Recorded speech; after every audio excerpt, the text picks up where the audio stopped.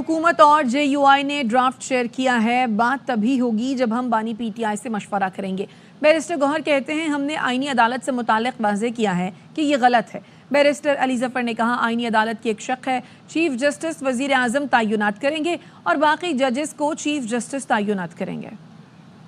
अपना एक ड्राफ्ट हमारे साथ शेयर किया है, इसी तरह JUI ने भी एक ड्राफ्ट हमारे साथ शेयर किया है और इस ड्राफ्ट को भी हमने देखा नहीं है। ये भी एक तजवीज़ आ रही थी कि एक सब कमेटी बनाई जाए कि अभी चूँकि छुट्टियाँ हैं और इसलिए हमने अगर इस पे कोई अपनी बात भी करनी है तो बात तब होगी जब हम खान साहब से मिले हों, हमने डिस्कस किया हो, पार्टी ने आपस में डिस्कस किया हो, लीगल जो कमेटी है उसके साथ डिस्कस किया हो। लिहाजा इस पर नेक्स्ट डिस्कशन जो है वो 17 तारीख से पहले ना हो। लेकिन एक चीज़ हमने बड़ा कैटेगोरिकली कहा है, कॉन्स्टिट्यूशनल कोर्ट जिस तरह आप लोग बनाने जा रहे हो ये बिल्कुल गलत है। इसका एक कंसेप्ट आप लोगों ने मिसकंसीव किया था बैक इन 2006। उस वक्त की सिचुएशन ऑल टुगेदर डिफरेंट थी। दूसरी बात यह है कि इस वक्त सुप्रीम कोर्ट के पास 65,000 से ज्यादा केसेस पेंडिंग है, उसमें सिर्फ और सिर्फ 148 कॉन्स्टिट्यूशनल और 2800 मोटो केसेस है। तो आप 176 केस के लिए कोर्ट बना रहे हैं जबकि सारा की सारा बर्डन है वो फिर भी सुप्रीम कोर्ट के पास रहेगा। लिहाजा कोई और तरीका निकालना चाहिए जिससे केसेस के बर्डन जो है वो खत्म हो जाए, इसके कि आप नया जुडिशियल सिस्टम